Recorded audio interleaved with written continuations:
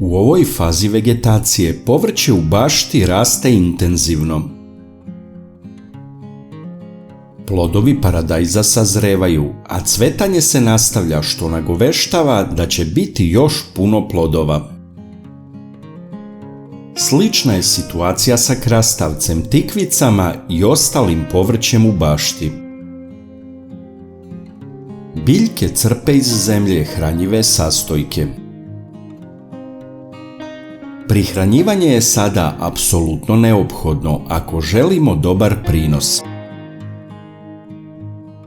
Ako biljkama ne odgovaraju uslovi, one će nam to pokazati usporenim rastom, promjenama na listovima, sušenjem cvetova, sitnim plodovima i sl.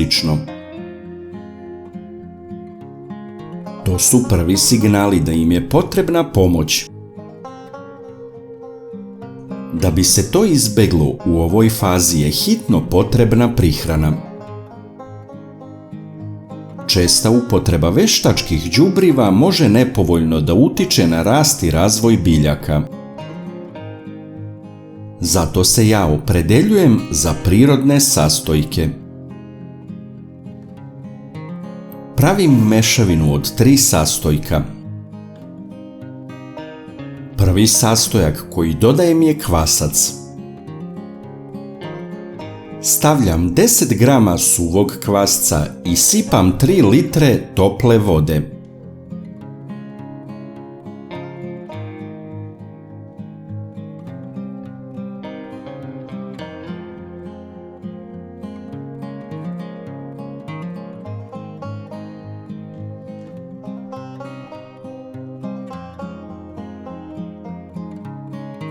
Dodajem i punu kašiku šećera.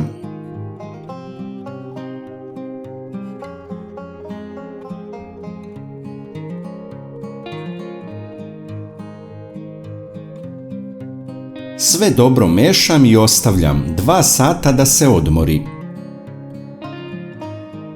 Posle ponovo promešam i rastvor je spreman za zalivanje.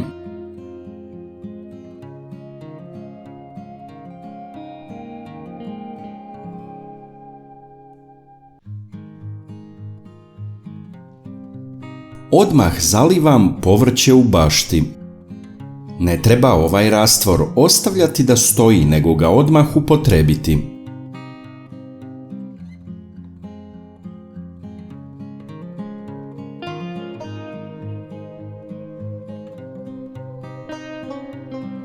Potom pravim nove količine ovog đubriva, koliko god mi je potrebno. Kvasac se često koristi u baštovanstvu radi svojih hranjivih sastojaka i korisnih mikroorganizama. Kakvi su efekti od kvasca? Dodavanje kvasca u formi tečnog đubriva u zemlju može pružiti biljkama važne dodatne hranjive sastojke i podstaći njihov rast, bujanje, cvetanje i bubrenje plodova. Zatim sastojci koji se nalaze u kvascu deluju na mikroorganizme u zemljištu i podstiču njihov rad. Vitamin B utiče na to da listovi budu bujni, da ne žute i ne suše se. Cela biljka postaje jaka i vitalna. Kvasac pospešuje cvetanje i formiranje plodova. Dobro nam je poznato da od kvasca narasta testo, ali isto tako narastaju i plodovi povrća. Uz upotrebu ovog tečnog đubriva možemo očekivati krupne plodove i puno plodova. Da bi se ostvarili ovi rezultati, biljke u bašti se prihranjuju kvascem 2 do 3 puta u sezoni. Najpotrebnije je tokom vrelih letnjih meseci, kada su i potrebe za prihranjivanjem najveće. Naravno, za pripremu tečnog đubriva može se koristiti suvi, ali i sveži kvasac. Prvobitno sam primjenjivao kvasac za prihranu cveća, a savjet sam dobio od cvećara. Biljke su lepo izgledale i bolje su cvetale.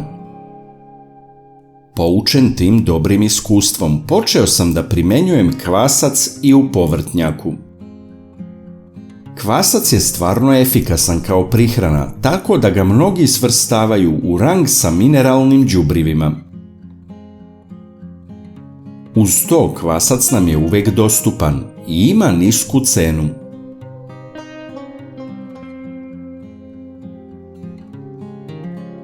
Najlakši način da podržite naš rad je da lajkujete video. Kliknete na dugme prati, zatim na zvonce i na kraju potvrdite zvonce. Ovo za nas znači mnogo. Hvala vam na podršci.